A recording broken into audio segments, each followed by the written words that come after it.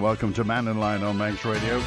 Live today with Martyn Perkins, former Garth MHK. If you want to get in touch, text, email, call and WhatsApp. I'll be honest with you, I'll let you into a little behind the scenes here. In the News and Current Affairs department at Manx Radio, in the last general election, we had a poll as to who we thought would lose their seat, the MHKs who were at risk. Martyn Perkins was absolutely nowhere near the top of that list. Topped the poll in 2016 and in 2021 came fourth. So, fast am I, Martyn. Fast am I. Fast am I. So tell me what happened in 2021. I think in 2021 I was probably... with the courage of my convictions, I could not support the sewage being pumped out of Laxey. It went against the green credentials. As an ex-engineer, I understood the principles of pumping sewage up 480 feet, and I just couldn't support it. And I was absolutely blunt in the hustings and told the electorate that, and a lot of them didn't like it. There were some powerful people who got behind the best for Laxey, and they were convinced that the best for Laxey was to pump it all the way to Miriveg, which isn't going to happen now because Manx Utilities we're going to get the sort of second worst thing of pumping it up out of Laxey to the picnic site up to the top of the valley there, and it's all going to come back down and out the same place. But we shall see. I'm watching this. I don't hold any grudges. Politics is a rough old game, and you can be kicked out at any time. I'll take you back to it was a rather elderly lady who I spoke to sometime after the election, who's from Onken, and of course part of Onken was in Garth, and she said, "That poor man was limping when he came to my house." Yeah. Well, that was the other problem. I'd been waiting for a hip replacement for 2.5 years, and I was on sort of crutches trying to get round to the electorate. And of course, Laxey, as you know, Onken wasn't a problem because most of it's on the flat, but Laxey was very much uphill and down dale, and I would have liked to have done more, but you can't. Since that time, I've had it, of course, and I'm fighting fit, ready for action. Were you in pain? Oh, yeah. I went to the surgeons and I got an urgent appointment to have it done, which would be 18 months down the line.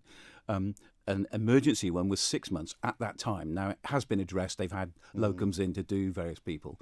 But it's all water under the bridge now, Andy, and, my glass is always half full. I don't dwell on the past. I don't navel gaze. You just get on and being keen on supporting the island, the community spirit that we've got, and it's a fantastic community. I get involved with a lot of stuff going on. You were over in California, I think. Was it over Christmas? Oh, yeah. It was the first week in November, and that was just so special. A group of 14 of us, we all paid our own way, and we went out the 10.5-hour trip and arrived in San Diego to the Star of India, and there she was on the quayside. And as we sort of walked along, it was 7 o'clock in the evening, and they had prepared the boat over the last week or so for the sail that it was going to do on the day. And they were hauling up the Manx flag. It was just fortuitous. So we broke into the Manx national anthem and finished up with Ellen Vannin. And by the time we'd finished, we probably had a crowd of about 50 or 60 people wondering what it was all about. And it was just, magic. It really was. If you're not aware of this, the Euterpe, as she was, built in 1863, became the Star of India, is now in San Diego, and she's seaworthy, isn't she? She is. We went for a sail on her, and the morning before the sail, we were waiting on the quay and singing songs from the show and a few sea shanties, and CNN News came up, and we were on their breakfast TV. And you have something like 53 million viewers up the west coast of California. You were talking about the show that you took. What was it? It was the show that was written by the two Ramsey ladies. The Northern Theatre Group. Colloidron, Northern Theatre Group. And Colloidron actually means players in Manx, so it's a Northern Players Colloidron Theatre Group. And Marion, the lady that's just died, and Heather Ruffino wrote this a couple of years ago. And it's all about the story. And it's a fascinating story. 21 times around the world, 27 times up to Alaska, jammed in ice in Alaska at one point. And, thank goodness it went back to San Diego, where the Americans have preserved it. And, of course, the Americans really know how to preserve stuff like that. And it's anybody going to America, put that in on your bucket list to go and see the star. It's Do you fabulous. think we're missing a trick not allying ourselves with the Star of India, do you think? I think we've built a lot of good relationships now. There's some really good people there that come regularly to the Isle of Man, and we're building on that with the North American Manx Association. I tried to get educational connections, but the problem is our kids are going to sleep when their kids are waking up, and it's a time difference that's a problem on that. But there are still links there. I made links with the US Coast Guard that are very prolific around San Diego, and of course with my interest in the lifeboats, it was interesting to talk to them. Organ donation is something that you were involved in. Just talk us through the bill that you introduced. Well, I'm very keen on everybody opting in to donate their organs, and if they don't wish to donate their organs, they can easily opt out. And that was one of the things I ran on when I was becoming an MHK, very keen to put it forward. And of course, with Brexit and latterly COVID, it was quite an exercise. When I started the organ donating journey, it became apparent that our human tissue laws were so far out of date, it had to be the organ donating and the human tissue laws that all needed sorting out.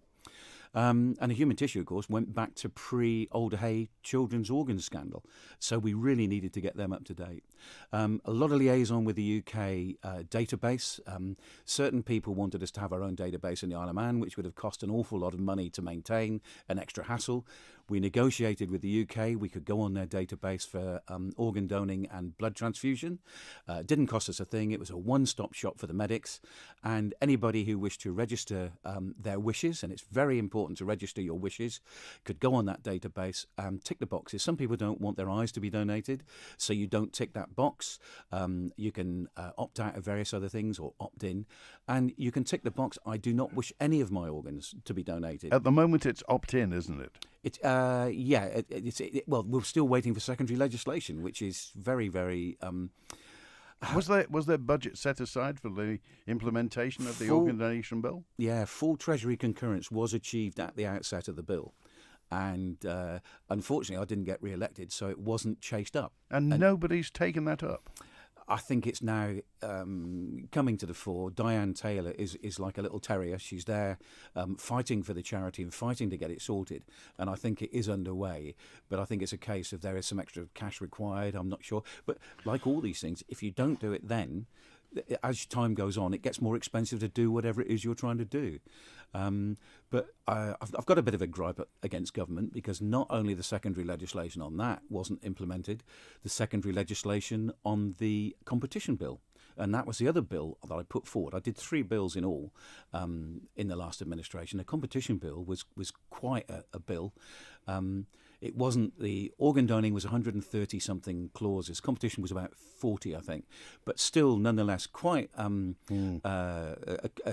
contentious bill because you don't want competition, do you? But when competition has to be brought in line for the UK to include us in trade deals and all the rest of it, we had to have a competition bill. And the secondary legislation hadn't been done on that. So Tesco's waltzed in without any problems whatsoever. We'll come to Tesco and that in a moment, but Diane Taylor, you mentioned, she's the founder of the Organ Donation Isle of Man, and she's hit out at politicians as progression with the new legislation would effectively flip the current system appears to have slowed down.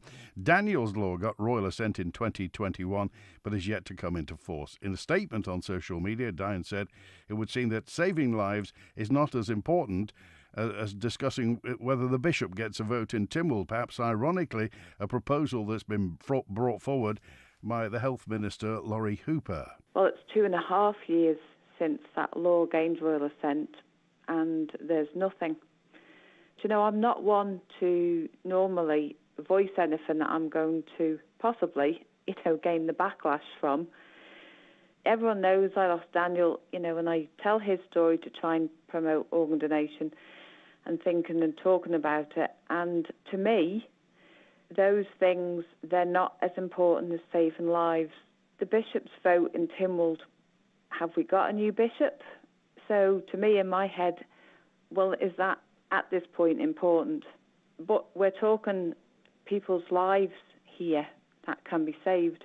People from the Isle of Man are waiting for transplants, aren't they? Because I have been there, along with Daniel's dad, had to make that decision. It's a choice that we all need to make.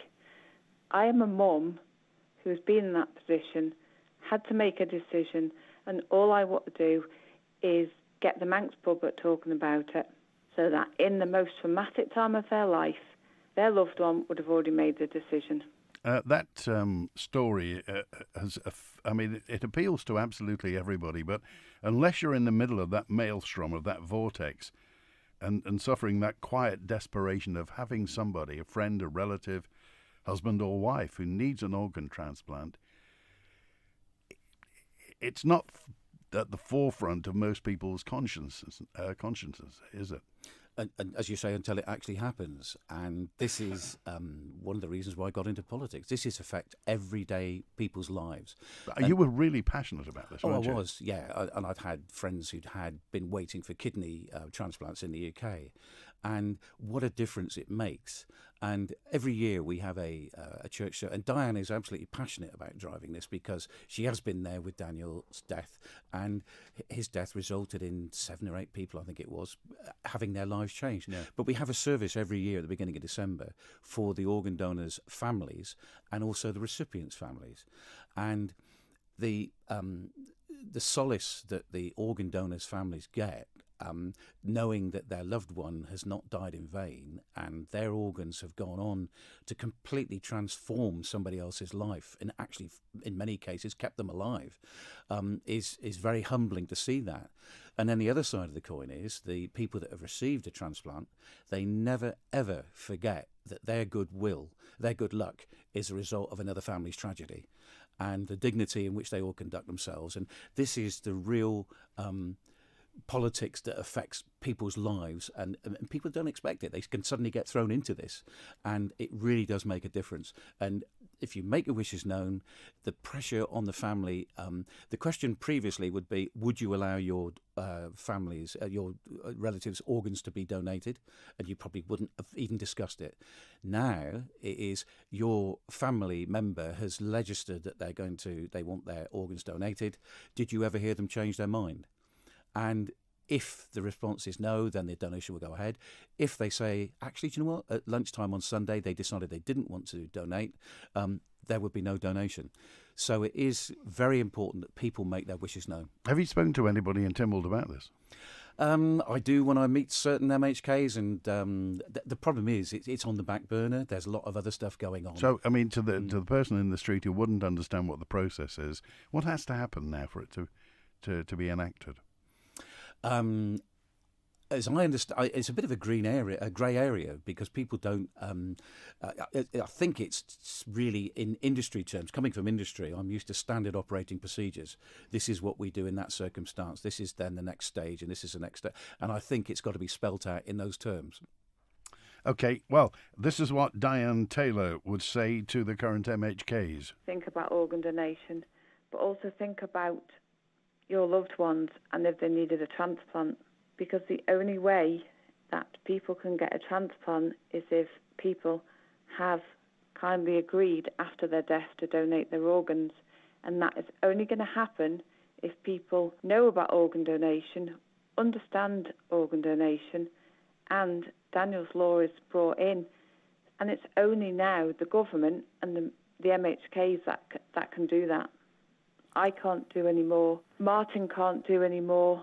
Martyn's hard work is done, and yet, as I know, he's still fighting. I can't do any more myself. There she is. That's Diane Taylor. And we're live with former MHK Martyn Perkins talking about nuclear reactors and Tesco arriving on the Isle of Man in force. You've heard the saying, when one door closes, another opens. Well, that's exactly what's happened with Santander International. We've moved our friendly branch team to the Santander Work Cafe at Market Hall on North Quay. So in addition to the great new location, you can use all the facilities of the Work Cafe and enjoy eats, treats and coffee from our awesome cafe partners NOAA. We've also extended our opening hours to 8 a.m. to 5 p.m. every weekday. Now that's what we call a great move.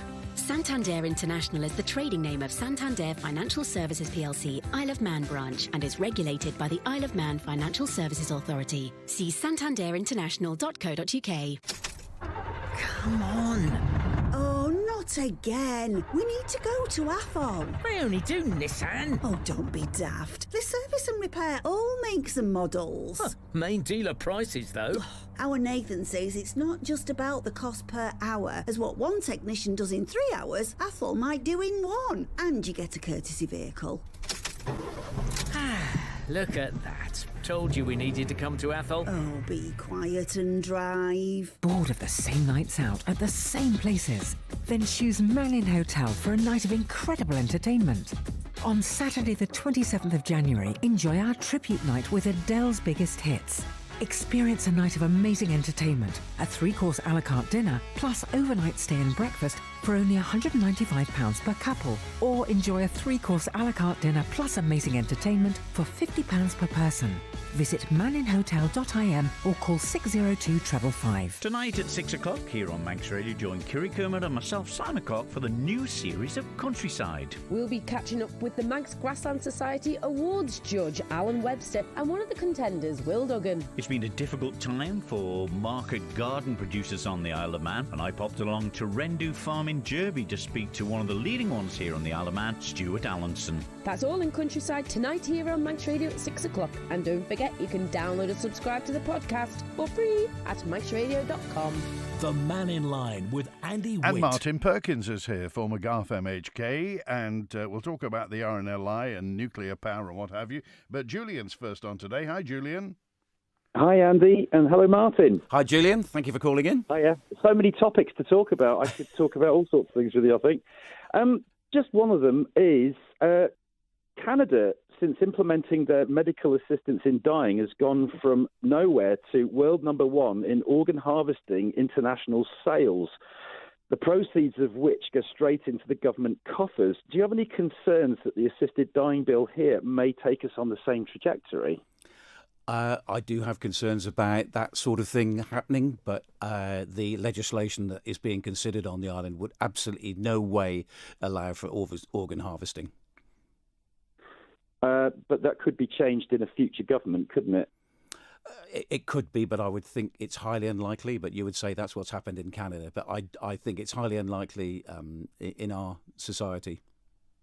Yeah, I mean, also Theo Boer has problems with, because he was the guy that did the first one in Belgium, and they're also you might call their tax take on organ harvesting with their assisted dying bill is also gone up a lot, as well as, in fact, the Netherlands.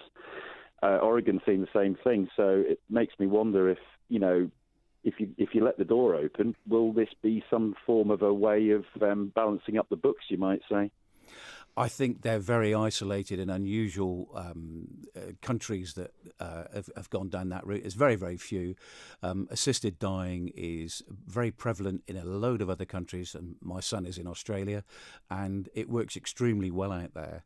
And there are checks and balances that are in place, and these are important that we will be included in our assisted dying. And I think if you ask the general public, 80% plus are for assisted dying, and it's the politicians that have got cold feet about the introduction of it. But if you look at the broad spectrum of what is happening around the world, who are people to deny somebody who is suffering internally and have a limited life expectancy, who are they to deny the suffering? And in fact, I think Archbishop George Carey came out and said that the church would be behind that. Okay. Anything else, Julian? Yeah, actually, I'll ask a different question. I know, Martyn, you've got a lot of knowledge with your engineering on shipping and maritime industry. Just wondering, the problem with the Manxman in recent times, do you think it's a combination of the near to the limit length, and also it's quite wide, isn't it? It's even wider, I think, than some of the Stena Line ships. Do you think the windage limits, combined with the fact that it's quite long and it's quite wide, do you think that might have been exacerbating problems with it in terms of the cancellations that happened over December? I don't think that. The boat is a beefed up version of what we've got. There is windage and there is water. You're quite right on that. And there is a lot of misinformation flying around on social media. And the boat is much more powerful than the previous boats for manoeuvring. But as a new car, you drive it into your garage very carefully. And that is what we're doing at the moment. And we've had to wait for pilots to come on board until the masters get qualified to pilot themselves in to the harbours. And of course, the public get hold of it and this information gets out of hand. And I was really disappointed to see on some of the Manx forums people actually slandering the boss of the steam packet, and I wouldn't be surprised if there's some legal action somewhere. Some of the comments were totally out of order from people that hadn't got a clue what they were talking about. And it's a classic Dunning-Kruger effect. The people with little knowledge think they know the whole story, but a professor in that subject realises he doesn't know hardly anything about the subject. And I think I would put it down to that, really. Okay. All right. Thanks, Julian. Thanks, Andy. Cheers. Good to hear from you. And Howard, you're live with Martyn Perkins. Good afternoon, Andy. Good afternoon, Mr. Perkins. Howard, you can call me Martyn. I came round your house and had a cup of tea when I was in MHK, if you remember. I do. Yeah. Yes.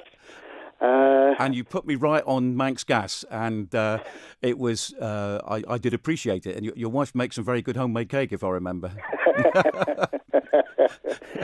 Actually, I've just got my gas bill through now. It's 10 days after I put an email into them. Yes. And okay, it's not cheap, but I put it in simply because of the price of the gas coming down, and that bill has just popped through the door about half an hour ago, and it's all, well, I wouldn't say it was fine because having to pay bills like that, well, it's a way of life. But yes, gas is going to be a bit of a bane.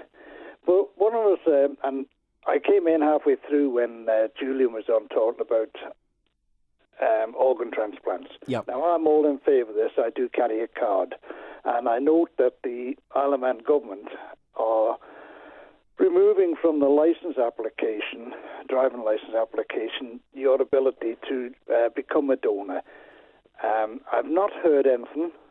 It might be out there, but did the Isle of Man follow the opt-out situation as in the UK, where you're normally now taken as having opted in and will be an organ donator?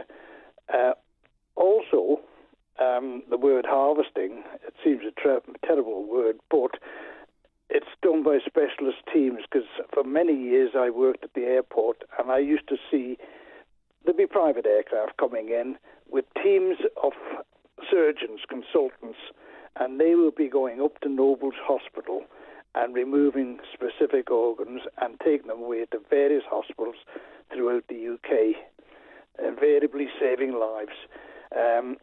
Are the surgeons, do they still come here, or is the person that's the organ donator, are they flown away off the island now and the organs removed in the UK? If so, what is the situation for returning the remains? Right. First of all, Howard, the licence was didn't go anywhere. Even if you take that box, it didn't do anything. And so that was the reason why it was removed.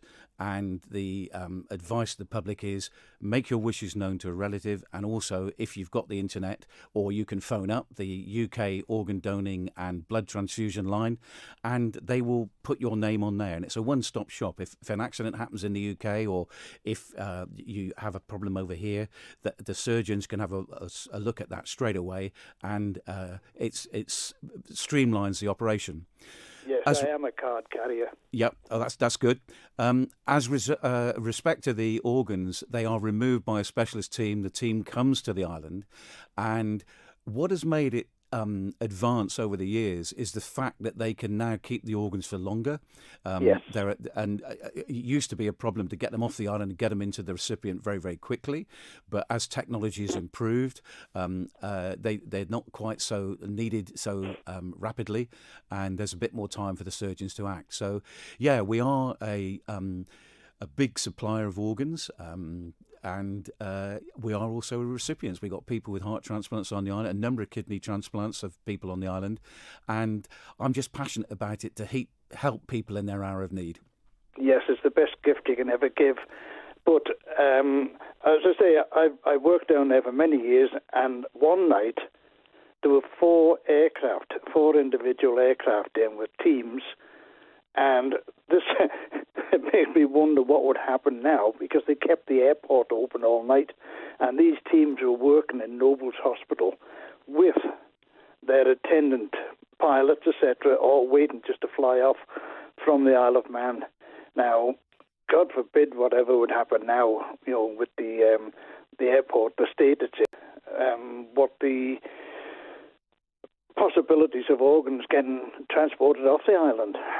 Well, that's a very good question, isn't it? And I would hope that the airport would stay open in that case. But as you say, it's I can't say that for sure, but I would just hope that everybody would pull together and get the organs off the island. Okay. Yeah, right. Okay. Thanks, then. Good to hear from you. Thank you, Howard. I got a note in from Julie, who just said, "Hi, Martyn. You lost because of voting strategies and too many candidates. Hope you stand again." Oh, thank you, Julie. Yeah. Martyn Perkins, are you going to stand again? I've got to think about it. We're only halfway through this administration, and there's a lot of stuff going on in my life regarding the RNLI and various other things I'm involved with, Isle of Man Maritime, organ donation, and in fact, you could say I'm just as busy as I was as when I was an MHK. So, and I'm not getting any younger. Although I'm passionate and really up for putting the Isle of Man on the map and helping the community, because we have got a very, very special community on the island. I'll make a decision in a year or two's time. What do you think of social media? It's a double-edged sword. My glass is always half full, so I always try and post positive stuff on social media. What are you on, Twitter, Facebook? I don't do Twitter, I do Facebook. But I was down in London at the Maritime Week with Isle of Man Maritime, and they actually hired the Golden Hind one evening.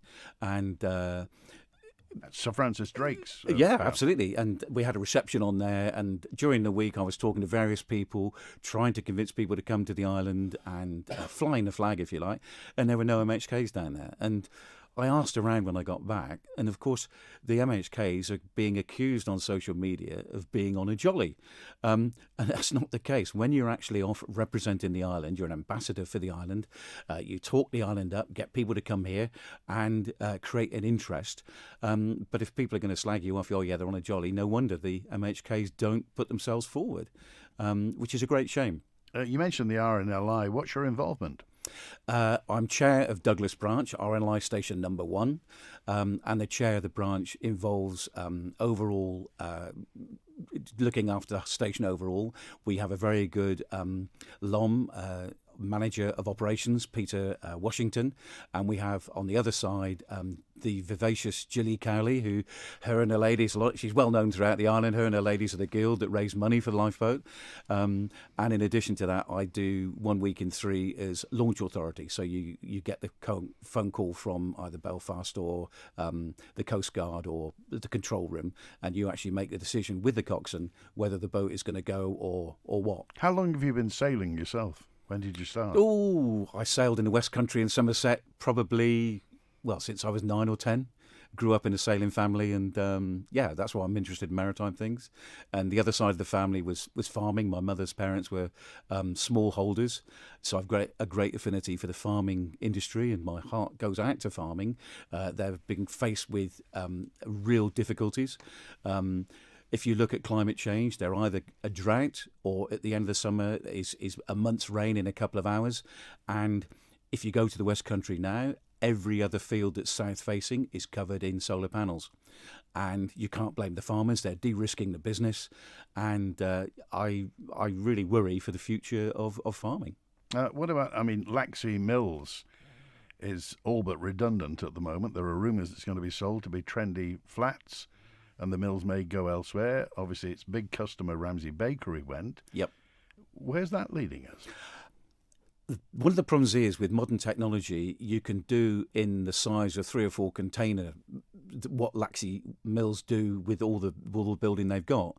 But of course, the farmers, it's not worth their while to produce wheat. No milling wheat sown at all. No, absolutely. And, be careful what you wish for. People moan about the price of Ramsey Bakery, the price of bread, and here we are, we've lost them. And use it or lose it. And it's the same with all island produce. We've got some fantastic grass-fed meat, fantastic produce that is on sale in various places, farmers' markets around the place. Tesco's have said that they will provide the Manx produce. I just hope they keep their word on that. And if I was in the IFT, I would make sure that they did keep at least a percentage of. Well, let's come back to that competition thing you were talking about. And where was the competition? Did we lack a competition clause? Because Tesco just seemingly just walked in and they've got an enormous, close to a monopoly. I mean, there is Spar and there is the Co-op. But, I mean, they've got 9 venues now. Yeah. Well, the problem was the secondary legislation wasn't in place, and that would have said anybody getting more than 51% of the market share would be investigated. But none of that was in place, and so Tesco's, the island was caught with its trousers down, basically. Presumably Tesco knew that. I would think so, yeah. I mean, their marketing is very good.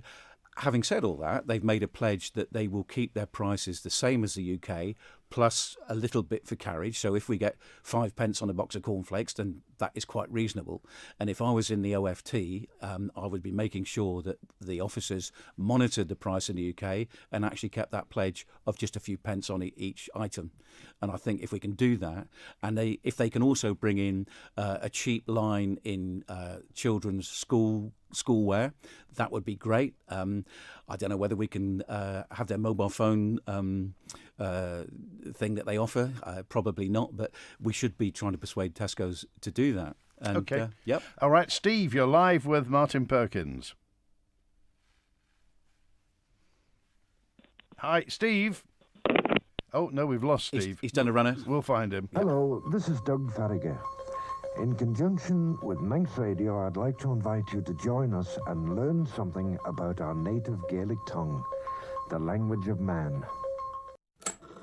Everyone's more conscious of energy usage nowadays. So Manx Utilities has begun installing smart meters for standard domestic customers island-wide. With our Smart Living app available too, you'll be in control of tracking and managing your energy. No need to contact us. We'll be in touch when we're ready to fit your smart meter. Visit the Smarter Living page at manxutilities.in. Manx Utilities, delivering a smarter future. Have you heard the news? We're number one. We're family run. Mike's Motors. Mike's Motors. The huge Mike's Motors winter sale is now on, with prices that will warm your heart, a handsome £200 worth of Marks & Spencer's vouchers, and a full tank of fuel with every vehicle sold. Buy now with nothing to pay for 3 months and up to £500 cash back available on all our finance deals. So come on down to Castletown and grab your deal today. T's and C's apply. Mike's Motors is an approved Conister Bank partner. Welcome to the Ramsey Park Hotel, where there's always a warm welcome and something to enjoy. Make it special this Valentine's from 7:30 to midnight and enjoy renowned tribute act Ultimate Bublé live with arrival drink and 3-course meal for only £49. Or even better, make a romantic night of it and stay over with breakfast included and Prosecco and chocolate on check-in for only £199 per couple. For more news on food offers and events, call 818-123 or visit the Ramsey Park Hotel on Facebook. Manx Radio Breakfast. And we're here every weekday with the morning's main stories. It's such an important topic that it's important that we get it right. I was surprised a bit, but I was really determined that I wasn't going to let these lot down at home. The latest weather and travel news. Our daily quiz. Sound bites. And plenty of other topics. You don't have to crunch anything like when you're going through the short crust. It's superior in every way. I'm learning so much about YouTube. Who has this many opinions on pie? Manx Radio Breakfast. Back tomorrow from 7:30. The Mannin Line with Andy Wint. And Martyn Perkins, excuse me, former MHK for Garth. Michael says, in my area we had 5 properties affected by floodwaters that ran from an abandoned railway line left to overgrow for years. It took me 2 years of writing to get it addressed. They sent diggers to the railway track and cleared ditches. The DOI expected the 5 households, including me, to pay to drain floodwaters from our gardens and homes after an investigation that took just 6 minutes. In Laxey, householders lost all their possessions in flooding. It occurred because the DOI allowed rivers to be blocked as well. Residents can't get home insurance, and the DOI should take heed of the warnings of flooding and take them seriously as soon as it's reported and investigate the sources. It still not been sorted out in Laxey, has it, that flooding? They've gone a long way to sort it out, but unfortunately you only have to look round the UK, various places, and there are a lot of places that have been flooded. Now, in particular on the railway line, the DOI should make sure that these culverts and all the drainage systems are kept in good condition. And that clearly hasn't been the case. But as an MHK, I took up several cases of this, and it is extremely difficult to make the DOI see sense and do it. They got rid of a lot of the old gangs that knew where all the other smaller culverts were that helped. And in addition to that, part of the flooding in Laxey was the new Ardrea and the All Saints Park development, where there were fields before where the water was gradually draining away like blotting paper. It gradually drained away.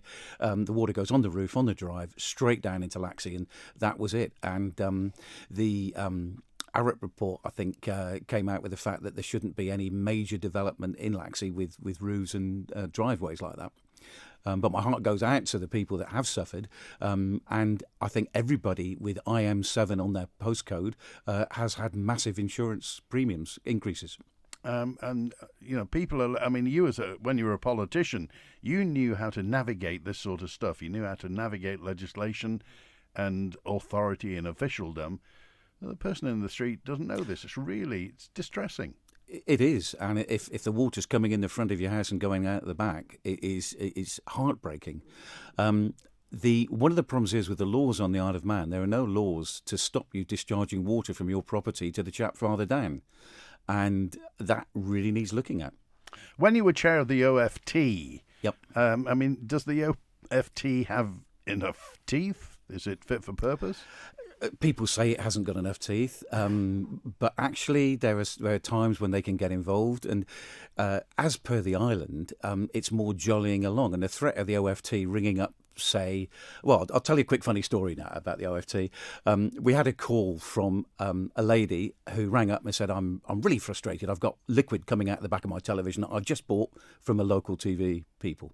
And generally the local TV suppliers look after their customers really well because they have to compete with the internet. And this is back in 2016.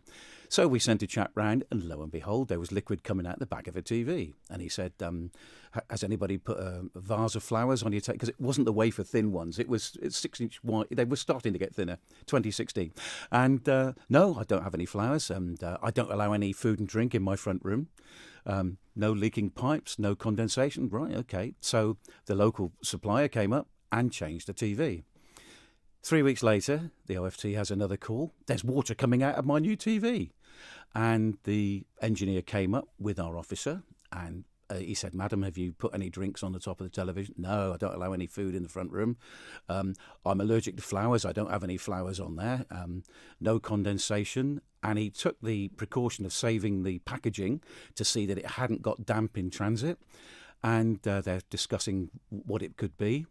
And a 6-year-old lad wandered in to the room, her child, and said, I don't like that TV.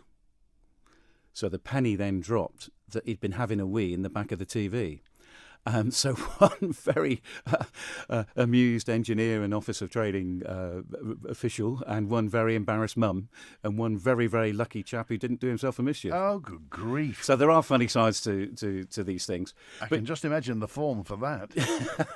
But coming back to the OFT, it is involved in everything you do. And if you buy a pint of beer, it's involved in checking that you actually get a pint of beer. It's weights and measures. Yeah, weights and everything's traceable to national standards. If you put your case on the Ronaldsway checking in desk, that is traceable. All the weighing scales in supermarkets within 3 or 4 years have probably been checked back to national, all that type of stuff. Liaising closely with the police on itinerant traders, people that get off the boat with a ladder. Excuse me, missus, your roof needs fixing. It's $3,000, by the way. We keep an eye on all that, and the public are really good. They phone in, they see these things happening and phone in, and with the police, we work very closely to try and keep that out of the way. If you've got debt problems, the debt counselling service that the OFT operates is really spot on and free. Yeah, absolutely, and it's one of the highest rated services that government offer. And a vast load of other stuff that you wouldn't possibly imagine that the OFT gets involved. And there's, 7 officers, or there was then, I don't know what it is now. But they work extremely well, extremely hard. And they check the octane of the fuel in the TT together with the government analysts. They work very closely with government analysts. And, yeah, they do a tremendous job and don't get a lot of thanks for it, really. Do you think you did a good job as an MHK? I think so. The problem is you're only as good as your last news conference, and when you're faced with a Facebook campaign against you on certain key things, it's difficult to, once the genie's out of the bottle on Facebook, whatever you say. I mean, you got it in the neck for the elms, didn't you? Oh, yeah. Oh, well, that was the last one in Europe. And I don't know who it was who posted it, but they should really look at the misinformation that was put out there. The last elm tree tunnel in Europe, and there's loads of them. We've got Sandygate, Ellerslie, and a couple of others on the island. And somebody got hold of Chris Packham, so I had this email from Chris Packham, and I thought it was one of my colleagues winding me up, but it was a genuine Chris Packham who probably hadn't even been to the island, saying what a disgusting thing it was. But we took it as a road safety issue. The commissioners took it as road safety issue. There was no response initially from Manx Wildlife Trust or the Green Party. Only when it went through, that was it. And it hit the headlines. There were 52,000 people that signed the petition. They all don't live in Laxey, by the way. So, it is what it is. So I know you support the power of recall for MHKs and MLCs. Absolutely. Why? Yeah. Why do you think that should happen? If people are that disgruntled with their MHK or the MLC, there should be power of recall. As simple as that. How would that work, though, practically? That's what you need sorting out, how to do it in a reasonable manner, and to make sure it's just not a few people putting the boot in. You would probably start off with the captain of the parish with a requisition meeting. Requisition meeting, and then you would have to get 50% of the voting public or something like that. And I think we haven't got that. Of course, we haven't got political parties, so you could conceivably get a rogue MHK that really upsets everybody. So, wouldn't that just encourage, what you were talking about on social media, wouldn't the possibility of recalling an MHK or an MLC, wouldn't that encourage that sort of mob mentality? Yeah, it probably would. I think one of the problems with free speech, it comes with responsibility. And I think it's incumbent on people that post on Facebook and what have you to be reasonable, highlight the situation, but don't go overboard on it, and post positive, known information rather than rubbish that just comes from pub talk or something. But yeah, on the recall, you would have it so that there would have to be a more than 50% majority in favour of recalling the MHK. Okay. Can you ask Martyn to clarify the IM7 insurance rise? We live in Balaf, and our postcode starts with IM7. Sorry, it should be IM4. I beg your pardon. Yeah.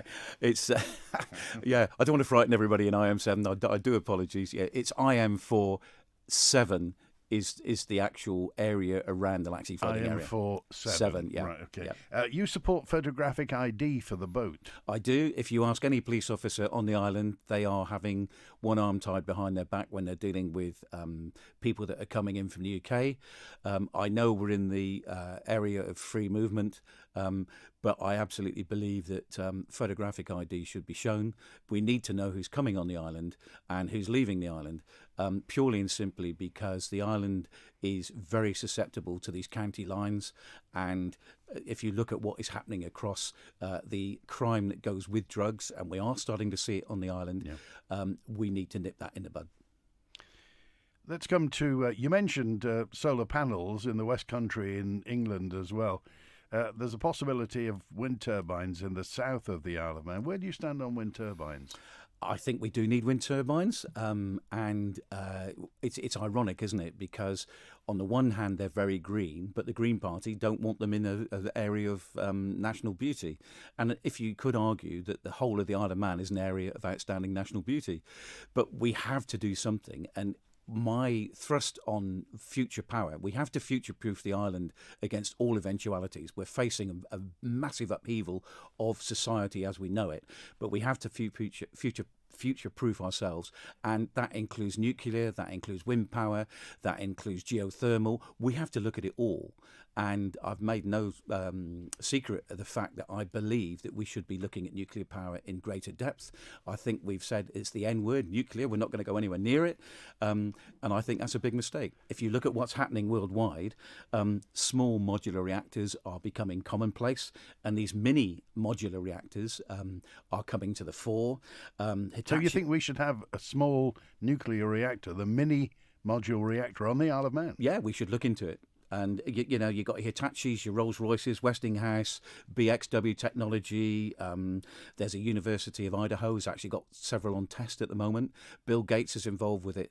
And it's not such a bad, unclean energy as it is made out. And I think going forward, if you look at all the mining that is involved with batteries and wind turbines, the rare metals that we have to, rare earth metals that you have to put in the super magnets of the wind turbines, actually nuclear stacks up pretty well, because the one thing that people zero in on is the nuclear waste. Now, if you imagine a mini nuclear reactor, the fuel is in the size, it's uranium pellets that would fit in a Pringles tube. You fire up the reactor and that will produce you 40 megawatts for the next 5 or 6 years, depending on the use. When that's finished, you recycle the fuel that's in there to lesser medical applications or industrial applications, lesser radioactive strengths, and you pop a new one in for the next 4 years. And these things will be built in factories a bit like aircraft. They will be moving through the factory and they will have a lot less movable parts and be very easily installed, the size of 2 tennis courts. Now, what do you think of the Kroger gas possibilities? I think you should take the gas out and use that to convert and look at your mix and use that revenue that's generated from that to support the other alternative energy sources. Okay. And again, you've mentioned something. I mean, do you think the government's moving fast enough on alternative energy? Do you think we're dragging our heels or on par? I think we're dragging our heels. We have to, you know, it's not as if wind turbines have suddenly been invented. They've been around a long, long time. 40 years. Yeah, absolutely. And, you know, we should be innovators. We should be out there carrying the torch and doing, putting the Isle of Man on the map. Yeah, there's a risk involved and you won't be perfect in everything you do. But was it Winston Churchill said that, perfection is the enemy of progress? And I think that's a really good. Procrastination is it's a disease. Procrastination. I just want to ask you also about. We've talked about the nuclear reactors and where you go with that. Yep. But just going back to organ donation, this has got lots and lots of reaction with organ donation. Sorry, go on. No, can I just pick you up on that? The icing on the cake for the nuclear reactors would be to have our own nuclear registry. And I know that our competitors are snapping at our heels. What's a nuclear registry? Well, we've got a really good shipping registry and licensing system, and we should be doing that worldwide with the new modular reactors that are coming out. And now is the time to start looking at that. And we've already got the model, the shipping registry and the aircraft registry. Sorry, back to organ donation. Yes. So can you be a whole body donor? Can you be a whole body? How much can you give of your body? Do you know, I'm not sure about that. I only know, I was talking to somebody earlier on today about this. My pal Chris sadly passed away a few years ago. Yeah. They took his, I think it's, what's the big bone in the top of your leg? Is that the fibia or the tibia? Fibia. Yep. Fibula. They took that, and they use that, they grind that up and use that for hip replacements. Yes. So you can use bones. He gave absolutely everything. Skin, the rest of it. Cornea and what have you. Yep. His heart went to, I think, to the Birmingham Children's Hospital for 6 babies. Yeah. From one heart. It's just amazing what can be achieved. And I know, bless him, Chris is no longer with us, obviously, but he would have been delighted about that. He would have been absolutely delighted that so many people benefited from that. How do you, what do you say to people? Some people have religious misgivings about this. Well, actually, if you look at the major religions, they're all starting to come out in favour of transplants. Years ago, the dogma was such that certain religions didn't, but that is now changing, and I think it is such a good thing to do for your fellow man that you should be master of your own destiny. Okay, Phil said mini nuclear reactors would produce far too much energy for the Isle of Man. What would we do with the electricity left over? We sell it to the UK. Basically, you have your cable, and another cable is in the option, I believe, that's happening. But the micro reactors will produce about 45 megawatts flat out, and you have your wind turbines, you have your solar panels, and when the wind doesn't blow, you turn up your nuclear power and turn it down as you need it. And if the UK is short of power, you can sell it to them at a premium. Just tell us about the RNLI briefly. You're chair of Douglas, yes? Yes. Yep. Okay. And how's the fundraising going for the? I mean, it's top of the pops, isn't it? RNLI on the Isle of Man. It is, and we're trying to get a new boat in Douglas that is well underway. I hear from the powers that be. This time of year, What class is it at the moment? At the moment, it's a Mersey. It's one of the oldest Merseys on their books, and it's always been patched up and repaired, and it's to keep it serviceable. But hopefully we're going to get a new Shannon in the plans that are being put forward. They cost a fortune, don't they? The They Shannon? do, something like $4 million or something like that, plus the boathouse that hopefully we'll get. So so will there be a new boathouse in Douglas? Yes, I'm told there will be, but as yet we haven't got a place for it, so we're waiting with interest. Good. Thanks for being with us today, Martyn. Really appreciate it. You're very welcome, Andy. Thank you. Thanks to Martyn Perkins. This coming Friday, the MHKs from Middleron, Jane Paul Wilson and Stu Peters. And we're open line tomorrow on Manx Radio thanks to Chris Quirk on the phones today. WINT. January sales at Manx Telecom are here, so get your New Year started.